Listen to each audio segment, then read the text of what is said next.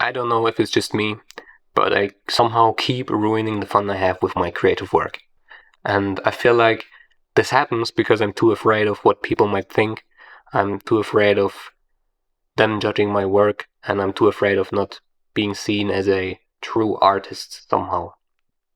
And when I first started YouTube, this was completely different because I just enjoyed the process more. I just did videos that felt right to me, and I just expressed my own ideas without judging them in any way because I knew they would be bad, and I knew I would have to practice, so it was just easier to make those videos for me. This video is completely different from everything else I did before, or at least recently, because I'm not scripting anything. I just have some bullet points right here. So I'm not scripting anything, I'm not shooting any B-roll, and I will keep the editing pretty light. I want to prove to myself that letting go is the right thing to do right now, and this feels right, this again feels right to me, and that's something I really want to make, and it's also really the style I want to establish in my videos. The Hustle Bros taught me that you don't really have to give a damn about your feelings and that you just have to stick through. And this definitely served me well for some time, but now it's not really what do you say, sustainable anymore. It's not sustainable for me anymore because I really want to foster some compassion within me. I really want to understand my entire being and find this balance, and yeah, I want to enjoy my work, so I have to find a better way to incorporate my emotions, and that's exactly what this video is about. It's about letting go, and it's about finding a way to make your work feel like play, essentially.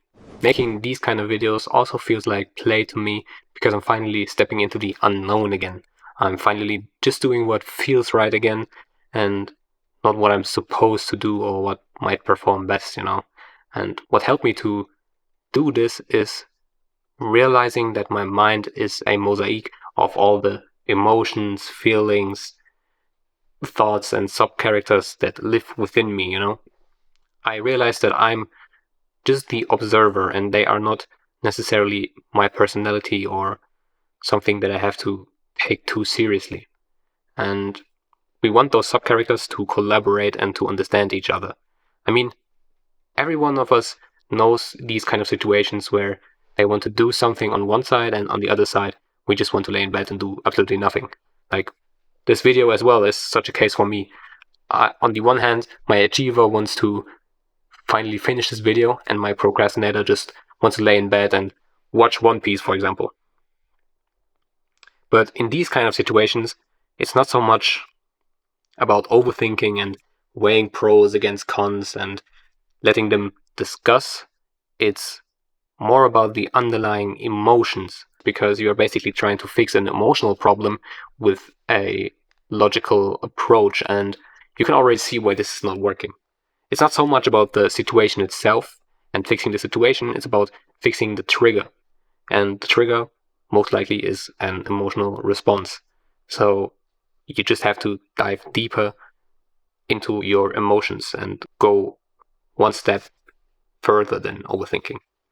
But most of the time, we don't really have the patience to go beyond overthinking. But that's exactly what we need. And I'm going to show you how I'm doing this, how I'm working with my emotions right now. And let's just take my insecurity as an example here. Another reminder is that you should do this work when you are open-minded right now, when you are in a relaxed state and you're not in a situation of suffering or struggle right now. If you are already closed-minded and everything is seeming like it's falling apart, then might consider just coming back at a later stage to do this exercise, because it's just going to be way harder and you don't want to feel worse, essentially. So just come back at a later stage. That's no problem. Time isn't running away. You can still work with what you're having here.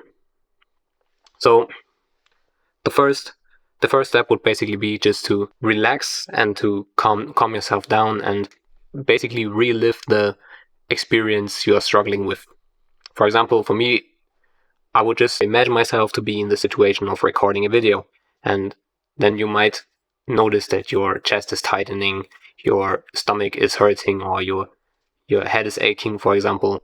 And that's the thing you have to notice. You have to stay curious about what is coming up and not judge them away and press them away from you. You want to invite all those sensations into your being so you can work with them. If you try to push them away, they will just worsen and nothing will really happen. So just relax and stay curious about what is coming up. Most importantly, in your body, because that's where your emotions probably manifest. At least that's for me. All right. And once you are in that curious and open-minded state, you can go on and start asking questions. And what I'm asking here is, what is your need? Or what are you trying to protect me from? What would happen if you stop doing your job? And what job would you rather do than stressing me out about this certain thing? About making this video, for example, for me, in my case now. And what I've realized with asking questions is that my emotions are basically trying to protect me. You know, I'm insecure about making this video because I don't want to embarrass myself. My insecurity doesn't want me to embarrass myself online by talking nonsense on the internet. I'm imagining my insecurity as this little innocent kid who doesn't know any better than to trigger this specific emotion so I don't get into this uncomfortable situation.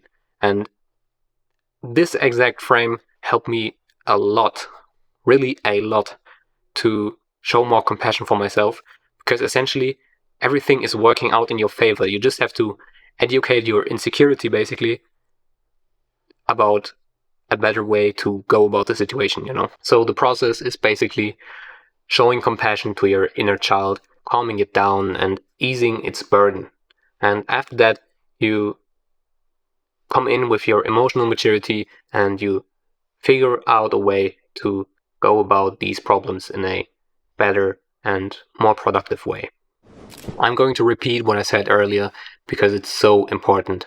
Your suffering is showing you where your mind is still clinging. And it's not the goal to end all of your suffering. It's not the goal to never solve problems anymore, because this is exactly the essence of life. And you will also recognize that if you keep solving more problems.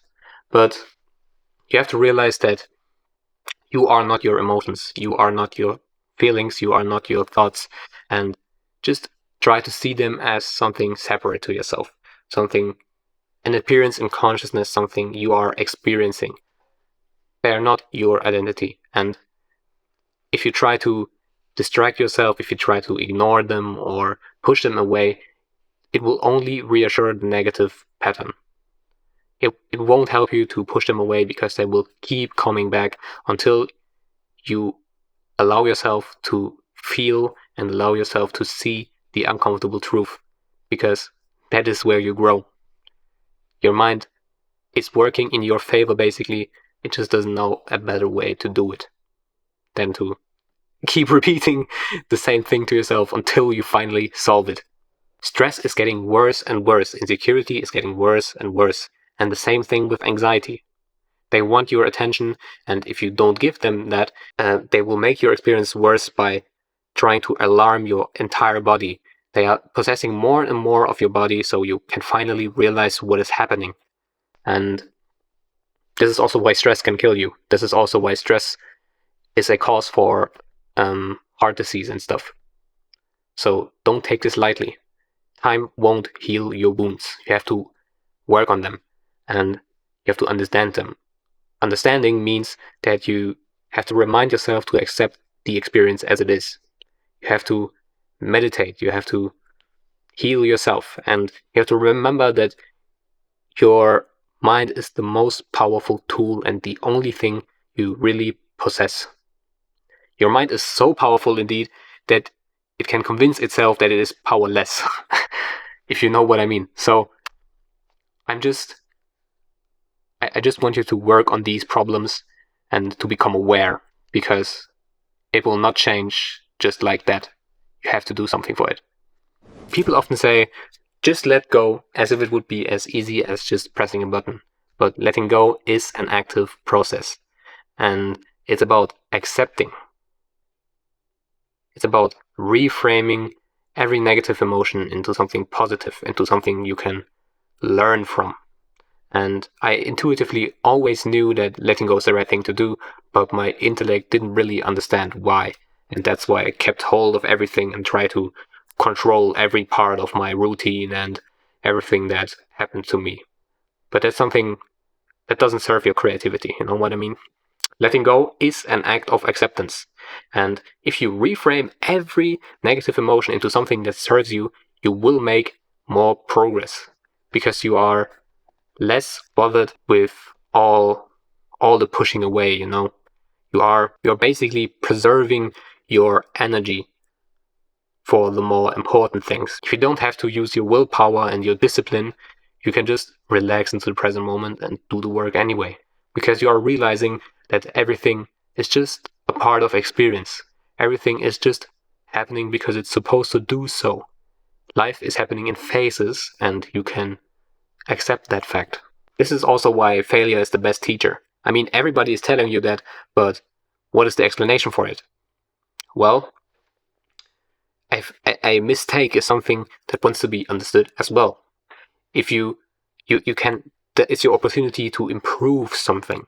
And I know missing your deadline or failing to record a video might be uncomfortable and annoying in the short term, but in the long term, you are you have an opportunity to see clearly. It's here to be reframed. I mean, if you want to be strong, the universe will give you the opportunity to show your strength. It will require you to be strong because that's the only way to actually fulfill it. And you can apply this to basically everything. This is also why hustling through your procrastination isn't sustainable in the long run, at least for me. You have to become emotionally mature and you have to develop your discipline because you understand its necessity. It is not something I'm just following because somebody told it to me.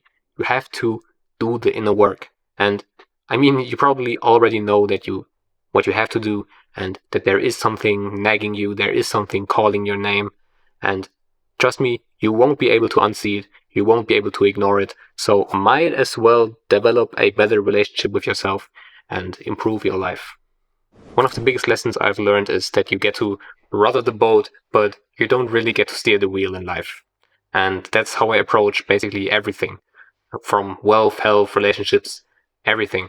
Forcing anything and trying to control the outcome probably turns on me and the opposite basically happens. I don't have enough proof that this is the right perspective. I don't have enough work and experience in my life that this is working 100% of the time. But for me right now, I can't control the future, you know? And I recognize that stress and anxiety and depression won't help me with achieving my goals. Beating myself up won't help me with achieving my goals. I want to treat myself as a good friend, as I would treat a good friend. And what else is there for me to do than to optimize for the present moment?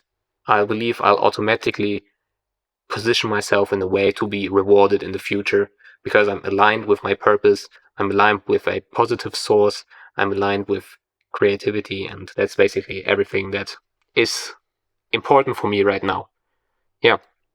I'm inviting you to do this exercise, and if you if you really watch the entire video and listen to me talk about that in a freestyle manner, then I really genuinely thank you for that because that was a hard video for me. Every cut you've seen is is a part where I had to think for too long for what I wanted to say, and just a quick up. I just want to be more open about that.